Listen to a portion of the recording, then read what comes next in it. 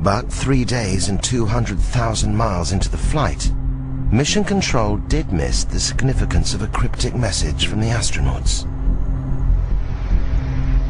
Do you have any idea where the S4B is with respect to us? Stand by. The crew required information on the current position of the S4B, the final stage of the rocket which had been jettisoned away 2 days earlier. This short message hit an extraordinary turn of events. Apollo 11 wasn't alone in space. There was something out there that was close enough to be observed, and what could it be? Traveling alongside Apollo 11 was a mysterious object, like this one filmed on a later mission. If the object wasn't part of Apollo's rocket, it could be only one thing: a UFO. Mike decided he thought he could see it in the telescope, and he was able to do that. And when it was in one position, that it had a series of ellipses. But when you made it real sharp, it was sort of L-shaped. That didn't tell us very much. NASA knew very little about the object reported by the Apollo 11 crew. It was obviously an unidentified flying object, but such objects were not uncommon, and the history of even Earth orbit space flights going back over the previous years indicated that several crews saw objects. Despite having a clear view of the UFO, the crew were wary of reporting it to Mission Control. Now, obviously, the three of us were not going to blurt out, "Hey, Houston, we got something moving alongside of us, and we don't know what it is. You know, can you tell us what it is?" We weren't about to do that, because we know that those transmissions would be heard by all sorts of people, and who knows what somebody would have demanded that we turn back because of aliens or whatever the reason is. So we didn't do that, but we did decide we just cautiously ask Houston, how far away was the S4B?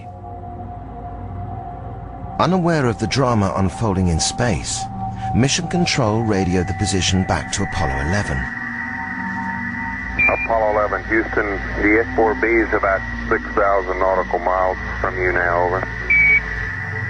And a few moments later, they came back and said something like it was 6,000 miles away because of the maneuver. So we really didn't think we were looking at something that far away.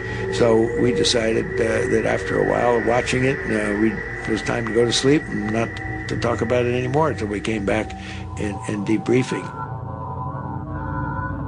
To this day, whatever it was the crew saw has never been positively identified or officially acknowledged.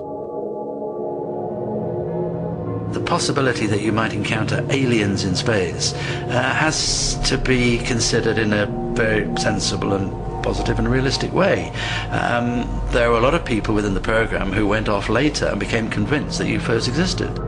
And that led to some concern on NASA's part, where they got the agreement of the crew never to publicly talk about these things for fear of ridicule.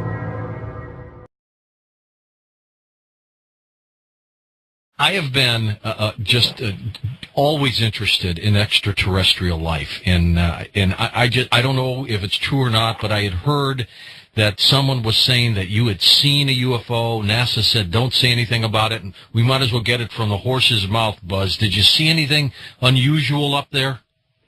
Well, you know, a guy by the name of Charles Berlitz wrote something about the Roswell incident, and to establish his credibility, he had a little table in the front of his book which attempted to take advantage of alleged observations of people of unusual sightings, and he specifically referred to Anglia TV's reported this, that had been cited by somebody else, that Neil and I saw some green things, green creatures. Well, this kind of spoiled my credibility and a lot of other people. So I decided to take him to court and sue him, because he was repeating phrases that were inaccurate. He's not done the right kind of, well, we won the suit. And I, hopefully it would cause a few people to be a little bit more careful in how they try and treat trusted servants of our government and of our people to tell the truth.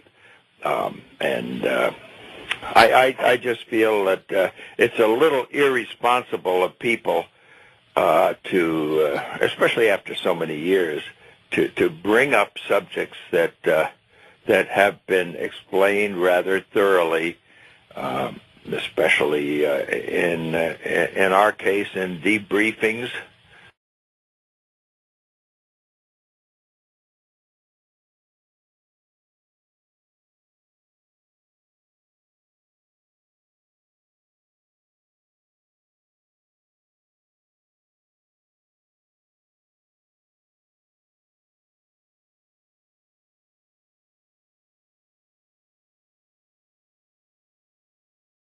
Other people with their habitation, we can keep track.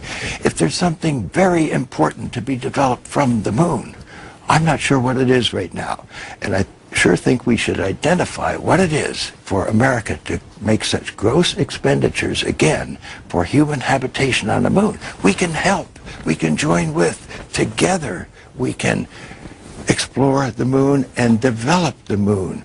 We should go boldly where man has not gone before. Fly by the comets, visit asteroids, visit the moon of Mars. There's a monolith there, a very unusual structure on this little potato-shaped object that goes around Mars once in 7 hours. When people find out about that, they're going to say, who put that there? Who put that there? Well, the universe put it there. If you choose, God put it there.